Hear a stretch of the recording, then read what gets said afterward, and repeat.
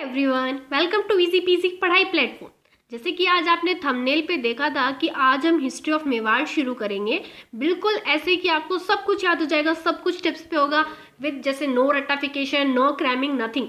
बस just like a film, जैसे कि एक फिल्म चल रही है, एक के बाद एक शॉट, एक के बाद एक डायलॉग वगैरह, बिल्कुल वैसे ही जैसे कि फिल्म की तरह याद करेंगे हम।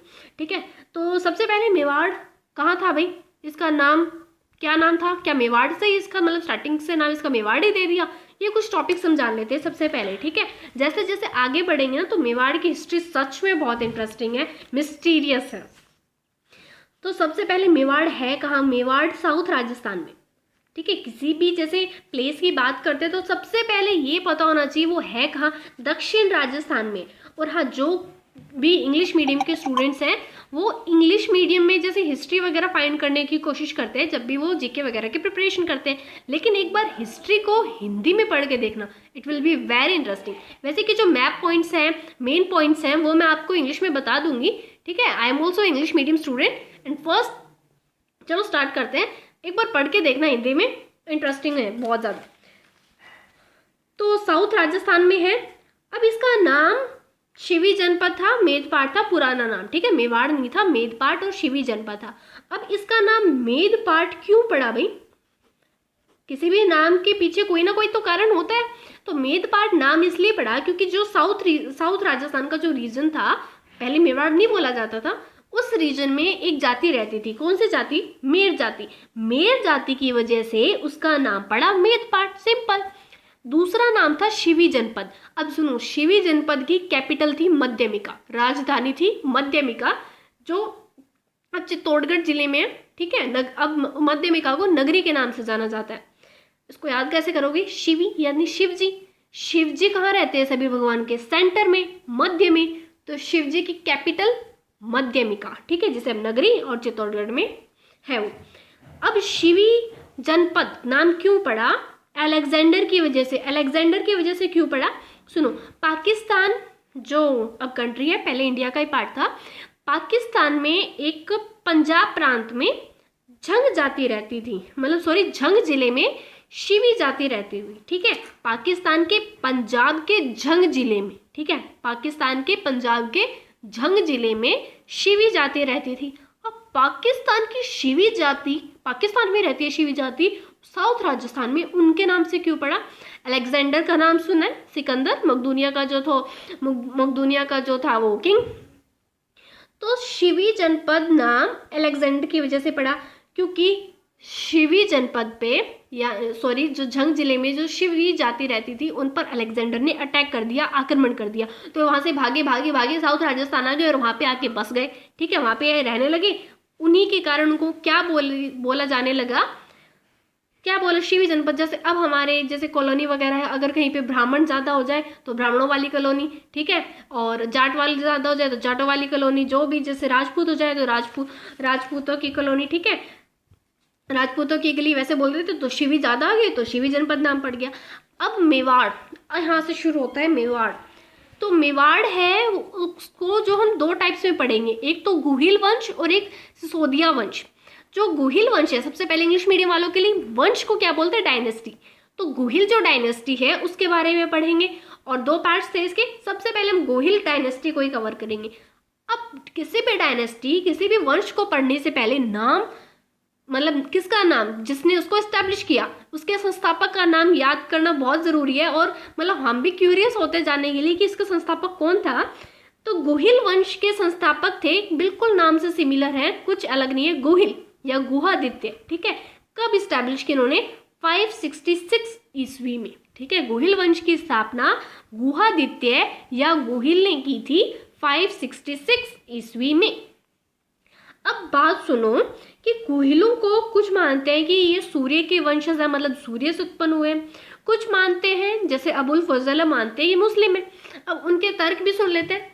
तो सुनो, कुश का नाम सुना है? लव एंड कुश, राम जी के बेटे थे दोनों। तो कुश के वंशज बताया गया है गुहिलों को। किसने बताया ये? मूणोत नैन्सी और गौरी शंकर ओझा ने।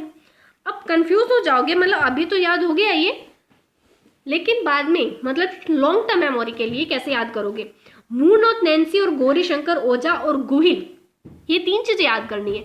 तो गुहिल नाम से सुनो, गुहिल यानी केव, गुफा, गुहिल से गुफा याद हो रहा है। तो वैसे जो गुहिल है उनका जन्म एक गुफा में हुआ था, इसी वजह से उनका नाम गुहिल या गुहादित्य जो भी पड़ा। तो गुहिल यानी केव, ठीक है। गौरी शंकर यानी शिव जी, शिव जी के सर पे क्या रहता है, चांद। तो जैसे ही शंकर जी गुफा में आए, इतना प्रकाश फैल गया कि हम अपना मुंह भी देख सकते थे, सूर्य के समान प्रकाश। याद हो गया? कैसे याद हुआ? गौरी शंकर मतलब शंकर जी से गौरी शंकर, मुंह, हम अपने मुंह और नैन यानी आंखें भी देख सकते थे। मून और नैन्सी कहाँ आए, गुहिल, गुफा में आए थे ना, तो उससे गुहिल याद हो गया। तो गुहिलों और सूर्य के समान प्रकाश, ठीक है। तो सूर्यवंश, तो मून और नैन्सी और गौरी शंकर ओझा के अनुसार गुहिल किसके वंशज हैं, सूर्य के, ठीक है। अब जेम्स टोड की कहानी सुनो, ये बिल्कुल फिल्मी टाइप स्टोरी है। जेम्स टोड क्या बोलता है? जेम्स टोड है कौन? घोड़े वाले बाबा भी बोलते हैं, father of history of Rajasthan, Rajasthan के इतिहास के जनक या राजस्थान के इतिहास के पिता भी कहा जाता है जेम्स टोड को, ठीक है। ये वैसे ब्रिटिशर थे। तो जेम्स टोड ने क्या बोला कि गुजरात है, गुजरात इंडिया में, गुजरात राजस्थान के नीचे ऐसे इंडिया है, ये जो रीजन है यहाँ पे गुजरात का वल्लभीपुर, वल्लभीपुर एक इलाका था, ठीक है। और वल्लभीपुर के एक राजा थे शीलादित्य, शीलादित्य थे एक राजा। इनकी वाइफ का नाम था पुष्पावती, पुष्पावती इनका नाम था। तो पुष्पावती आबू आई, कहाँ आई? आबू, राजस्थान में जगदम्बा माता के दर्शन करने के लिए। जिस टाइम पुष्पावती आबू आई, उस टाइम शीलादित्य पे अटैक कर दिया। शीलादित्य पे क्या हुआ? अटैक हुआ। किसने अटैक किया? मलेच्छों ने। मलेच्छ कौन? मतलब अरब सागर से, मतलब अरब देशों से जो आते थे लोग, उन्होंने इन पे अटैक कर दिया और शीलादित्य की मृत्यु हो गई, ठीक है। अब जैसे ही पुष्पावती को ये पता चला कि शीलादित्य का स्वर्गवास हो गया है, वैसे उस टाइम वो गर्भवती थी तो वो सती होना चाहती थी। जैसे उन्हें पता चला कि शीलादित्य अब नहीं रहे, लेकिन क्योंकि वो गर्भवती थी, उनकी जो फ्रेंड्स वगैरह थी, उनकी सखियां थी, उन्हें सती नहीं होने दिया और उन्हें मना कर दिया। तो तब तक वो एक गुफा में रही और गुफा में बच्चे को जन्म देने के बाद वो सती हो गई। क्योंकि बच्चे का जन्म गुफा में हुआ था, इसलिए वो गुहादित्य या गुहिल कहलाया। अब उस बच्चे की देखभाल कौन करेगा भाई? तो एक धाई माता, नैनी, ठीक है, इंग्लिश में नैनी बोलते हैं, कमला देवी, कमला देवी को बोला गया कि आप इस बच्चे की रक्षा मतलब देख रेख करेंगी। तो इसके जो हम बात करें, जेम्स टोड के अनुसार ये पूरी जो कहानी बताई गई इंटरेस्टिंग थी, इसमें तो कुछ याद करने वाला था ही नहीं। शीलादित्य और पुष्पावती, तो सबसे पहले शीलादित्य और उनकी पत्नी पुष्पावती थी, उनके साम्राज्य पर अरब देशों से आए लोगों ने अटैक कर दिया। उस समय पुष्पावती आबू आई हुई थी, शीलादित्य आक्रमण में मारे गए। जब यह पुष्पावती को पता चला तो वे सती होना चाहती थी, परंतु उस समय वो गर्भवती थी, तो उनकी सखियों ने उन्हें सती नहीं होने दिया। वे गुफा में ही रहीं और वहीं बच्चे को जन्म दिया और सती हो गई। बच्चे की जिम्मेदारी धाई माता कमला देवी को सौंपी गई और गुफा में जन्म लेने के बाद वह बच्चा क्या कहलाया? गुहादित्य कहलाया। अब ये पूरी स्टोरी नहीं याद करनी है तो मत करो, सिंपल सिंपल जो बातें हैं वो याद करो। क्या याद करोगे? इनके पिता का नाम क्या था? शीलादित्य। पुष्पावती इनकी माता का नाम था और कमलावती इनकी धाई माता थी। बस ये 3 पॉइंट्स याद कर लो। लेकिन फिर भी जैसे एक बार याद करते भूल जाते हैं, अगर इसके पीछे की पूरी स्टोरी पता हो ना, it will make you very easy for remembering for a long time. अब गुहादित्य को आदि पुरुष भी बोलते हैं, ठीक है। और जो गुहिल वंश है ना, मोस्ट इंपॉर्टेंट पॉइंट, भारत का सबसे प्राचीन भारत वंश है, ठीक है। अगर बात करें कि इंडिया का सबसे ओल्डेस्ट डायनेस्टी कौन सी है तो वो गुहिल वंश है, ठीक है। Rajasthan, we should be proud of ourselves. अब अबुल फजल की और सुन लो भाई कहानी। अबुल फजल की कहानी, जो ईरान में एक राजा थे, कौन से राजा, क्या नाम था उनका? नौशेखा। नौशेखा के बेटे थे नौशेजान, ठीक है, जो भारत आए, कुछ समय भारत रहे। भारत में कहाँ रहे? वही मेवाड़ वाले रीजन में, साउथ राजस्थान में। और कुछ समय पश्चात वहां रहने के बाद उन्होंने अपने ही फादर पे अटैक कर दिया और स्वयं ही मारे गए। कौन मारे गए? नौशेजान ही मारे गए। तब उनके कुछ जो सैनिक वगैरह आए थे वो यहीं पे रहने लगे और वहीं से उनमें से एक का जो व्यक्ति था वो गुहिल बना, मतलब उस एक व्यक्ति का नाम था गुहिल। मतलब वहां से ईरान में, जो ईरान का रीजन है वहाँ पे मुस्लिम्स मोमडन ज़्यादा रहते हैं, तो बोल दिया कि जो एक व्यक्ति गुहिल है तो वो भी मोमडन है। किसने बताई? अबुल फजल ने। अब एक बात बताओ, एक व्यक्ति है, कौन है? गुहिल। एक और है गया, एक और पॉइंट है, आहट शिलालेख और गोपीनाथ शर्मा। एक बार सुनो, ये बोलते हैं कि ये ब्राह्मण है। अब इतने सारे याद कैसे करेंगे? सुनो, सबसे पहले मैंने बताया वो शंकर वाली कहानी याद हो गई होगी कि सूर्य के समान प्रकाश है, वो याद हो गया। दूसरा जेम्स टोड की बिल्कुल एक फिल्मी स्टोरी है, वो तो याद हो ही गई। अब अबुल फजल मुस्लिम है तो मुस्लिम ही बताएंगे, अबुल फजल खुद एक मुस्लिम वो रहे, पोइट रहे हैं, तो मुस्लिम ही बताएंगे। अब गोपीनाथ शर्मा, शर्मा क्या होते हैं? पंडित। ब्राह्मण तो ब्राह्मण ही बताएंगे। और आहट शिलालेख के अकॉर्डिंग भी इन्हें ब्राह्मण बताया गया। शिलालेख मैन्यूस्क्रिप्ट होती है, तो आहट शिलालेख भी क्या बताती है? नहीं ब्राह्मण। आहट मतलब कोई आहट नहीं होनी चाहिए। जब भी ब्राह्मण ध्यान में जाते हैं कोई भी आहट नहीं होनी चाहिए, तो आहट नहीं होती, तो इसलिए आहट शिलालेख में इनको क्या बताता है? ब्राह्मण बताता है। अब एक बात सुनो, पर्सन एक है, एक ही व्यक्ति की बात हो रही है, कोई उसे मुस्लिम बता रहा है, कोई सूर्य के वंशज बता रहा है, कोई ब्राह्मण बता रहा है, कोई अलग ही स्टोरी बना रखी है। अब ये कारण क्या है? अब देखो, गुहादित्य ने जो स्टैब्लिश की थी गुहिल वंश को 556 ईस्वी में की थी, ठीक है, 556 ईस्वी में। अब इनका जन्म कब हुआ? किसी का 1500 में लिखा, किसी ने मतलब 1700 ईस्वी में अध्ययन किया, तो लगभग 100 साल बाद अगर पढ़ रहे हैं तो हम किससे पढ़ेंगे? किससे पढ़ेंगे हम? कोई बुक सोर्स से, मतलब किसी से। अब ओरल हिस्ट्री तो 100 साल की रहेगी नहीं लगभग, तो कोई बुक से या कोई ऐसी मैन्यूस्क्रिप्ट वगैरह। और जब भी हम हिस्ट्री पढ़ रहे हैं तो अब हमारे दिमाग में हिस्ट्री के साथ साथ अपने भी व्यक्तित्व, मतलब हम उस बारे में कैसा सोचते हैं। जैसे एक पानी का गिलास है, आधा भरा हुआ है, कोई बोलेगा आधा खाली है, कोई बोलेगा आधा भरा हुआ है, वही बात सुनी हुई है। तो अगर हम हिस्ट्री को पढ़ रहे हैं तो कोई बोलेगा, जैसे कोई भी शासक की बात कर रहे हैं, रूलर की बात कर रहे हैं, तो कोई बोलेगा वो अच्छा था, कोई उसकी बुराई को ज़्यादा दिखाएगा, कोई उसकी अच्छाई को ज़्यादा दिखाएगा। इसीलिए उन सभी ने अपने अपने तर्क दिए, जो भी इन्हें सोर्स मिला उस सोर्स को पढ़ा और अपने व्यक्तित्व के जरिए अपनी अपनी धारणाएं दी। अब गुहिल जो थे, गुहिल की बात करते हैं। अभी तक मैंने क्या बताया? अभी तक मैंने मेवाड़ के बारे में बताया, कहाँ है मेवाड़, और गुहिल इनकी स्थापना किसने की? गुहिल ने की। और जो चार दिए हुए, कोई ने सूर्य बताता है, ब्राह्मण बताता है।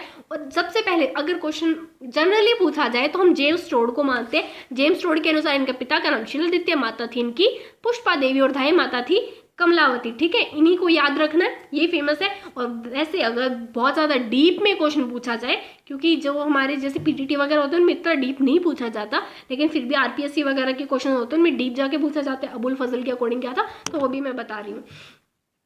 अब बात करते हैं गुहिल।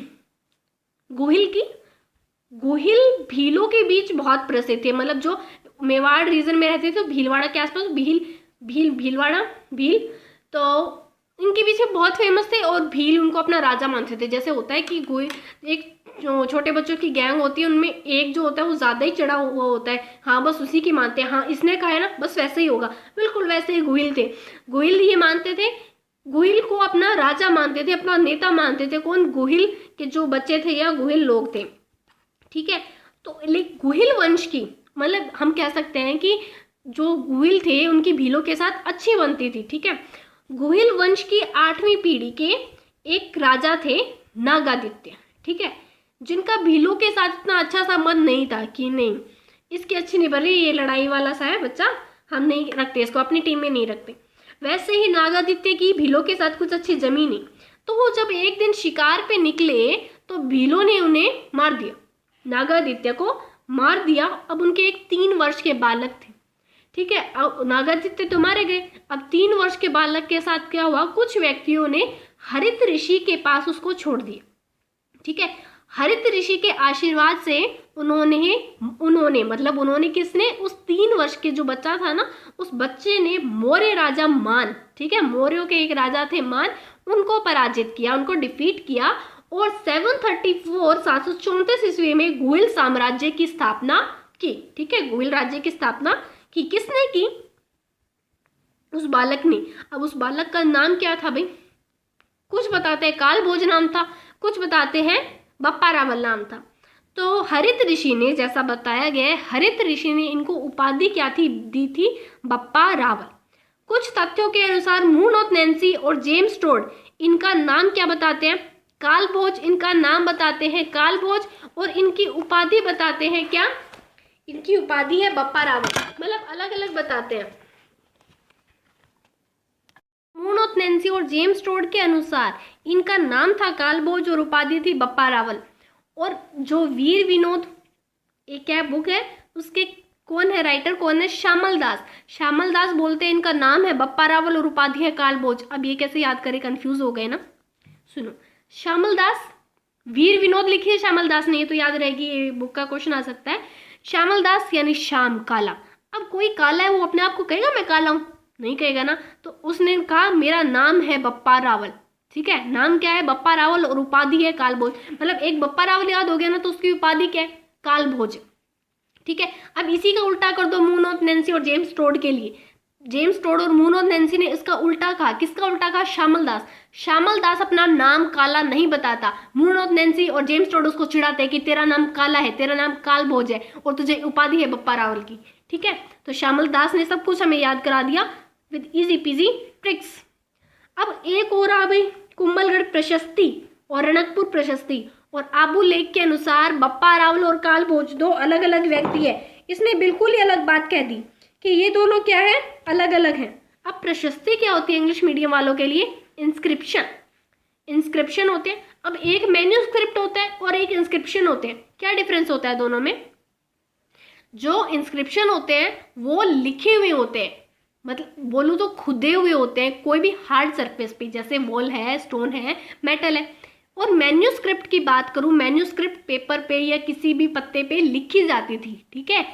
है तो दोनों हिस्ट्री से रिलेटेड, मतलब मैन्यूस जो किसी राजा के राज्य के बारे में बताना, किसी की इन प्रेज ऑफ समथिंग, किसी के मतलब तारीफ में कुछ लिखना, तो ये सभी मैन्यूस्क्रिप्ट और इंस्क्रिप्शन ही थे। इंस्क्रिप्शन खोदे जाते थे, मैन्यूस्क्रिप्ट लिखी जाती थी। कुंभलगढ़ प्रशस्ति खोदी गई, रणकपुर प्रशस्ति इंस्क्रिप्शन, ठीक है। और आबू लेख के अनुसार इन्होंने बोल दिया कि ये दोनों अलग अलग ही व्यक्ति है, बप्पा रावल अलग है, कालभोज अलग है। ये लो, ये तो और है विडंबना। कोई तो बोल रहा है श्याम बोल रहा है मेरा नाम है बप्पा रावल, और श्याम बोल रहा है मेरा नाम क्या है? बप्पा रावल नाम है। और जेम्स टोड और मून ऑफ नैन्सी चढ़ा रहे हैं तेरा नाम कालभोज है, काला है, तू देख ले श्याम आ रहा है। अब बप्पा रावल की बात करते हैं, ठीक है। गुहिल की बात कर ली। गुहिल ने 566 ईस्वी में क्या किया? 566 ईस्वी में गुहिल वंश की स्थापना की, ठीक है। और भीलों के साथ इनकी अच्छी बनती थी, भील इन्हें अपना नेता मानते थे। एक बात और जो मैंने मेंशन नहीं की, सुनना, जो भील को अच्छा मानते थे ना, मतलब भीलों के साथ अच्छी बनती थी, तो ऊंदरी एक गांव का नाम है, वहां के जो भील सरदार होते थे वो अपने, जैसे कोई नया राजा बनता था ना, तो अपने अंगूठे से, मतलब अंगूठा काट के जो खून निकलता था उसी से राज तिलक करते थे, ठीक है, उसी से उसका तिलक होता था, ठीक है। जो ये उसमें जो गुहिल वंश है उसमें ये एक रिचुअल था कि ऊंदरी विलेज के जो भीलों के सरदार है वो अपने खून से आगामी जो राजा है, जो सक्सेसर हैं, उनका राज तिलक करेंगे। अब नेक्स्ट हम बात करते हैं बप्पा रावल की। अब बप्पा रावल वास्तविक संस्थापक बोले जाते हैं, किसके? गुहिल वंश के। गुहिल वंश के वास्तविक संस्थापक, मतलब सच में, मतलब वास्तविक रूप देखें, प्रैक्टिकली सोचें तो बप्पा रावल ही उनके संस्थापक हैं। अब बप्पा रावल ने क्या किया? बप्पा रावल वही है नागादित्य के बेटे जो हरित ऋषि के पास थे, जिन्होंने मौर्य राजा मोन को हराया था। इन्होंने सबसे पहले अपनी कैपिटल बनाई नागदा। हरित ऋषि के पास रहे, साफ सफाई पसंद है तो नागंदा, गंदा मत करो अपने साम्राज्य को, तो नागदा को ही अपनी कैपिटल बना दिया। अब ये है कहाँ भाई? यूपी में है। तो बप्पा रावल से ये भी याद रहेगा कि वो हरित ऋषि के पास रहे थे, इसलिए साफ सफाई पसंद थी, तो नागंदा को नागदा लिख सकते हो। चित्तौड़गढ़ फोर्ट जीता और एकलिंग नाथ जी का मंदिर बनवाया था, कहाँ? कैलाशपुरी। एकलिंग मतलब शिव जी के रूप है, तो कैलाश में रहते हैं इसलिए कैलाशपुरी। और मेवाड़ का उदयपुर के आसपास का रीजन है, तो नियर उदयपुर बनवाया था। चित्तौड़गढ़ फोर्ट भी जीता इन्होंने, ठीक है। चित्तौड़गढ़ का किला किसने जीता? बप्पा रावल ने जीता। और जब भी एकलिंग नाथ जी को अपना आराध्य मानते थे, जब भी मतलब अपने राज्य से बाहर जाते तो उनकी परमिशन लेते थे, ठीक है। अभी तक दो बातें पढ़ी, नागदा को अपनी कैपिटल बनाया, नागदा भी यूपी में है, चित्तौड़गढ़ फोर्ट जीता, एकलिंग नाथ जी का मंदिर कैलाशपुरी नियर उदयपुर बनवाया। दूसरा, मेवाड़ में सबसे पहले सोने के सिक्के किसने चलाए? बप्पा रावल ने। अब ये कुछ सिक्के हमें अजमेर से भी प्राप्त हुए। इन सिक्कों पे 3-4 एक चित्र थे। कैसे? पहला था कामदेव का। पहला चित्र किसका था? कामदेव का। अब कामदेव कौन है? गाय, काऊ, ठीक है। दूसरा चित्र था शिवलिंग का, तीसरा सूर्यदेव का, और चौथा था सूर्यदेव को दंडवत प्रणाम करते हुए एक व्यक्ति का चित्र था। हो सकता है वो चित्र, वो जो व्यक्ति है वो बप्पा रावल ही हो, ठीक है। ये इतने चित्र थे, अजमेर से भी प्राप्त हुए। मतलब सब कुछ डिफरेंट कर रहे हैं ना बप्पा रावल, कि सबसे पहले मंदिर भी बनवाया, फिर सिक्के भी शुरू किए, गोल्ड कॉइन, और वास्तविक संस्थापक इनको हो सकता है, इसीलिए माना जाए। तीसरे थे अलहट। अब सुनो, यह बहुत ही इंटरेस्टिंग राजा है। अलहट आलसी, आलसी सा फील हो रहा है, जैसे सारे दिन आलस फैलाते हैं। तो अलहट ने आहड़ को अपनी राजधानी बनाया, ठीक है। किसको अपनी राजधानी बनाया? आहड़ को। सबसे पहली शिवी जनपद की राजधानी क्या थी?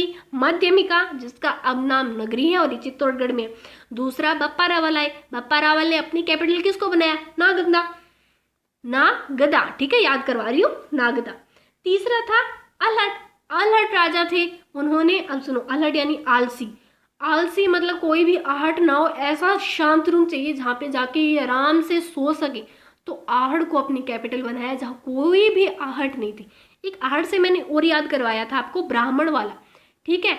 गोपीनाथ शर्मा और आड़ले के अनुसार जो गोहिल वंश है उनको ब्राह्मण बता दो। गोहिल वंश ब्राह्मण के वंश, मतलब ब्राह्मण है ऐसा बताया गया है, ठीक है। और एक अलर्ट भी, आलसी थे ना, आड़ आड़ सेम ही मीनिंग यूज किया है मैंने।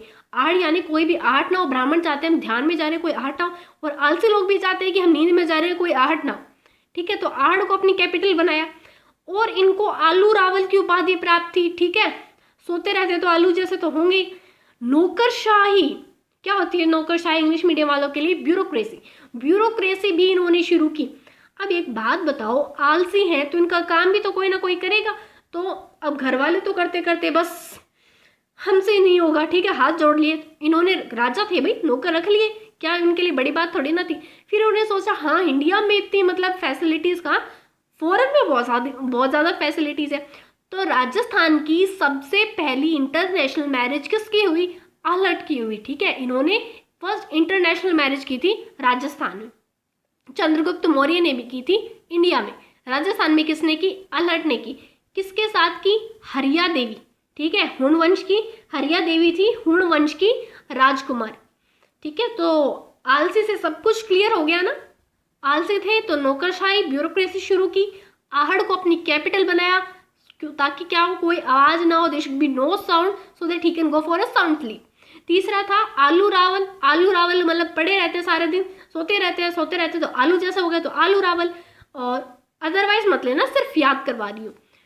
नौकरशाही इन्होंने शुरू की, इंटरनेशनल मैरिज की, ताकि और भी फैसिलिटीज़ मिले बाहर से, मतलब विदेशों के जो आएंगे डिवाइसेस वगैरह आएंगे, फैसिलिटीज़ और आराम मिलेगा। जैसे जापान में कितने सारे डिवाइसेस वगैरह हैं, हर एक चीज़ हम देखते हैं ना, हर एक चीज़ का ये इक्विपमेंट है, ये यंत्र है, ये ऐसे है, ये ऐसे, इतने, मतलब हम तो इतनी करते हैं, इतनी मेहनत करते हैं, वो तो अपने मिनटों में कर लेते हैं। तो वही सोचा कि हाँ भाई, जो फॉरेन कंट्रीज़ हैं वहाँ पे, जो दूसरे देश हैं वहाँ पे कितनी आरामदायक जगह है और हमें आराम और भी कर सकूँगा, इसलिए इन्होंने हरिया देवी से शादी की, ठीक है। शादी की मतलब याद करवा रही हूँ, ऐसा कुछ नहीं था। चौथा था जैत्र सिंह। जैत, चित, इत्र, ये 3 वर्ड याद रखने हैं। अब ऐसा लग रहा होगा ये वर्ड याद करें, इससे अच्छा तो इसके बारे में सुनो, पढ़ ले। सुनो, जैत्र, जैसे ही चित यानी शरीर पे इत्र लगा, जैसे ही शरीर पे इत्र लगा तो बस इतना, जैत्र, चित, इत्र। तो जैत्र से जैत्र सिंह, चित से चित्तौड़गढ़, इत्र से इल्तुतमिश।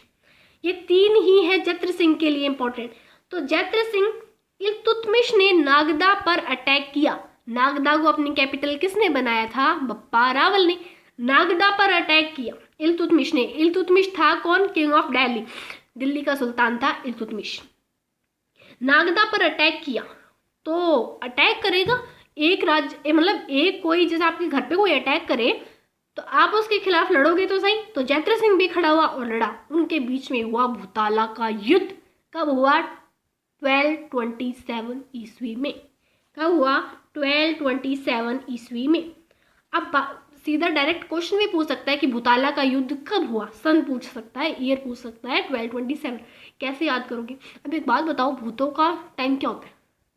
12 बजे लगभग हम बोलते हैं, हम रात के 12 बज गए, भूतों का टाइम शुरू हो गया। तो एक सुनो सही, आपको 12:27 पे भूत दिखा। जैसे ही आपको 12:27 पे भूत दिखा, आपने कहा तमिश तमिश, मतलब डिसमिस तो निकला नहीं, क्योंकि हम बोलते हैं ना डिसमिस मतलब यहाँ से गायब हो जाओ, आपके मुंह से निकला तमिश तमिश तमिश, ठीक है। तो जैसे ही रात के 12:27 पर, तो जैसे ही से जैत्र सिंह 12:27 ईयर हो गया, भूताला का युद्ध दिखा, आपने कहा तमिश तमिश तमिश, भाग जाओ भाग जाओ भाग जाओ। तो तमिश से इल तो तमिश, ठीक है। जैत्र सिंह ने चित्तौड़गढ़ को अपनी कैपिटल बना लिया था तब, ठीक है। और हाँ, एक पॉइंट छूट गया, अल्हट ने वराह मंदिर का निर्माण भी कराया। अब सुनो, वराह कौन है? वराह विष्णु जी के अवतार हैं। हिरण्याक्ष नामक एक राक्षस था जो धरती को लेके समुद्र में चला गया और धरती को डुबाने लगा। तो जब जब अधर्म बढ़ता है, पाप बढ़ता है, तो विष्णु कोई ना कोई अवतार लेके विष्णु जी धरती पे आते हैं और पाप का नाश करते हैं। तो वराह अवतार में विष्णु जी आए हिरण्याक्ष का नाश करने के लिए। क्यों? वो पृथ्वी को डुबा रहा था। तो जब वराह रूप में विष्णु जी का जो मुख है वो सुअर की तरह है और उनके बड़े बड़े दांत है और उन दांतों पे पृथ्वी है, ठीक है। पृथ्वी उनके दांतों पे घूम रही है। तो वराह रूप यही था और इसका निर्माण किसने करवाया? अल्हट ने, ठीक है। एक अच्छा काम किया था भाई, वराह मंदिर बनवाया था, ठीक है। काम तो सारे ही अच्छे थे, वराह मंदिर बनवाया। जैत्र सिंह हो गया, चित्तौड़गढ़ को अपनी कैपिटल बनाया। अब कैपिटल कंफ्यूज मत होना, शिवी जनपद पहले कैपिटल थी, शिवी जनपद की कैपिटल थी मध्यमिका, फिर नागदा को अपनी कैपिटल बनाया गया, फिर अल्हट ने कोई आहट ना हो तब अपनी कैपिटल बनाया। अब जैत्र सिंह ने चित्तौड़गढ़, जैत्र चित्त इद्र, चित्त से चित्तौड़गढ़, ठीक है। अब आता है तेज सिंह के टाइम में इसने बेचारे ने लड़ाई नहीं की, ठीक है। इसके टाइम में पेंटिंग्स वगैरह बहुत फेमस हुई, ठीक है। जो भारत में जो राजस्थान मेवाड़ शैली यानी ट्रेडिशन स्टाइल, जो मेवाड़ स्कूल भी नाम सुना होगा पेंटिंग्स के लिए, बहुत ज़्यादा फेमस है। तेज सिंह के टाइम में बहुत ज़्यादा फेमस हुई थी पेंटिंग्स। गोल्डन टाइम आया था जगत सिंह के टाइम में, लेकिन मतलब प्रसिद्ध कब हुई? तेज सिंह के टाइम। और इन्होंने पेंटिंग्स की शुरुआत भी की थी। इनके जो फेमस पेंटर्स थे ना कोर्ट में, जैसे कमल चंद्र था, हीरानंद था, मनोहर था, धनराज था, ये सभी फेमस पेंटर्स थे। और एक बात बताओ, सबसे पहले वैसे इंटरेस्टिंग फैक्ट भी है, राजस्थान की फर्स्ट पेंटिंग किसने बनाई होगी? इंटरेस्टिंग है ना कि फर्स्ट पेंटिंग किसने बनाई? फर्स्ट पेंटिंग के पेंटर कौन थे? कमल चंद्र थे। किसके कोर्ट में थे? तेज सिंह के कोर्ट में थे।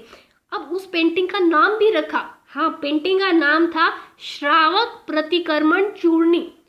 ताड़ के पन्नों पे बनाई गई थी ये पहली जो राजस्थान की पेंटिंग थी, 1260 में बनाई गई थी। 1260 में बनाई गई, ताड़ के पत्तों पर बनाई गई, कमल चंद्र ने बनाई। और इसके पार्ट कितने थे? 3 पार्ट थे इसके, ठीक है। इसके 3 पार्ट थे, जीवन, धर्म और प्रकृति को जो दर्शाते थे। 3 पार्ट थे, एक पार्ट जीवन को, दूसरा पार्ट धर्म को और तीसरा पार्ट प्रकृति को दर्शाता था, ठीक है। बहुत इंटरेस्टिंग फैक्ट है कि सबसे पहले एक जो राजस्थान की पहली पेंटिंग, ठीक है, आप देख रहे हो 3 पार्ट है, ताड़ के पन्नों पे बनी। उस समय जिस टाइम बनी, उस टाइम राजा कौन थे? तेज सिंह थे। कमल चंद्र ने इसे बनाया था, 1260 में बनी थी और नाम दिया गया इसे सुंदर सा श्रावक प्रतिक्रमण चूर्ण, ये नाम दिया गया। छठे हैं हमारे समर सिंह, ठीक है। समर सिंह के 2 बेटे थे। समर सिंह के टाइम में कुछ खास नहीं, मतलब वैसे तो बहुत राजा आए बीच में, लेकिन जिनसे जीके के क्वेश्चन ज्यादा पूछे जाते हैं, जिनके टाइम में कुछ अलग हुआ, वो हम पढ़ रहे हैं। समर सिंह के टाइम में कुछ खास नहीं हुआ, उनके 2 बेटे थे। एक का नाम था कुंभकर्ण, रामायण वाला कुंभकर्ण नहीं है ये, दूसरा था रतन सिंह। अब कुंभकर्ण कहाँ चले गए? नेपाल चले गए और गुहिल वंश की वहां पे स्थापना की, गुहिल वंश की नींव रखी। गुहिल वंश की नींव नेपाल में किसने रखी? कुंभकर्ण ने रखी। कुंभकर्ण ने रखी थी। कुंभकर्ण किसके बेटे थे? समर सिंह के बेटे थे। दूसरे थे रतन सिंह। रतन सिंह श्रीलंका गए और रानी पद्मावती, पद्मावत मूवी के लिए तो बहुत बहस हुई थी। रतन सिंह तो याद हो गया होगा ना, पद्मावती से शादी की, पद्मावती से शादी की रतन सिंह ने और श्रीलंका गए। तो श्रीलंका में गोहिल वंश की स्थापना, मतलब हो गया होगा, गोहिल वंश फेमस हुआ। किसके बेटे थे ये? समर सिंह के बेटे थे। गोहिल वंश की उपलब्धियों का वर्णन किसमें है? चिरावा के शिलालेख में है। मतलब हमें कहाँ से पता चलता है कि ये गोहिल वंश है, मतलब इसकी क्या क्या उपलब्धियां रही, क्या कुछ हुआ, ये कहाँ से पता चलता है? हमें चिरावा के शिलालेख में। आज इतना ही पढ़ेंगे, एक बार फटाफट रिवाइज कर लेते हैं। होप सो आपको याद हो गया होगा, कुछ ज़्यादा रट्टा मारने वाली दिक्कत नहीं हुई। सबसे पहले हमने पढ़ा था गोहिल मेवाड़ कहाँ है? साउथ राजस्थान में। फिर शिवी जनपद नाम है, मेदपाट नाम है, ये नाम क्यों पड़े इनके? और फिर मेवाड़ के 2 पार्ट थे, गोहिल और सिसोदिया वंश। और गोहिल वंश को सबसे पहले हम पढ़ रहे हैं, सिसोदिया वंश को अगले लेक्चर में कंटिन्यू करेंगे। तो ये जो गोहिल वंश है, गुहादित्य ने 566 ईस्वी में बसाया था। और कुछ ने ब्राह्मण बताते हैं, कुछ ने सूर्य बताते हैं, मैंने बता दिया, सूर्य मूर्णोत नैन्सी बताते हैं, और गौरीशंकर ओझा बताते हैं। फिर जेम्स टोड ने बिल्कुल ही फिल्मी स्टोरी दी। और उसके बाद हमने पढ़ा था क्या? गुहादित्य के बारे में पढ़ा था कि इनकी जो माता का नाम ये पुष्पावती था और कमला देवी। और उसके बाद ये जो बप्पा रावल थे, इनके नागादित्य थे, भीलों के साथ अच्छी बनती थी, नागादित्य को मार दिया। उनका नाम कालभोज श्याम बोलते हैं। जो वीर विनोद की कवि श्यामल दास है वो बोलते हैं इनका नाम तो था क्या? बप्पा रावल। और उपाधि थी कालभोज, मूर्णोत नैन्सी। और उसको मूर्णोत जेम्स टोड है वो चिढ़ाते कि नहीं इसका नाम तो क्या था? कालभोज था, और उपाधि बप्पा रावल थी। और जो कुंभलगढ़ प्रशस्ति है और रणकपुर प्रशस्ति आबू लेखा, तो वो तो बिल्कुल अलग ही बोलते हैं कि 2 अलग अलग व्यक्ति थी। फिर हमने बप्पा रावल पढ़ा, फिर अलट पढ़ा, फिर जैत्र सिंह पढ़ा, जैत्र सिंह के बाद तेज सिंह पढ़ा, फिर समर सिंह के 2 बेटे कुंभकर्ण और रतन सिंह पढ़ा। पद्मावती के साथ इसकी शादी हुई थी। और गोहिल वंश की उपलब्धियों का वर्णन किसमें? चिरावा के शिलालेख में। अगर फिर भी समझ नहीं आया, कोई पॉइंट क्लियर नहीं है, तो आप कमेंट सेक्शन में कमेंट करके पूछ सकते हो। अगर वीडियो पसंद आया please do subscribe, don't forget to hit the like button. मिलते हैं नेक्स्ट वीडियो में। Till then bye bye, take care, thank you. Till then stay home and stay safe also.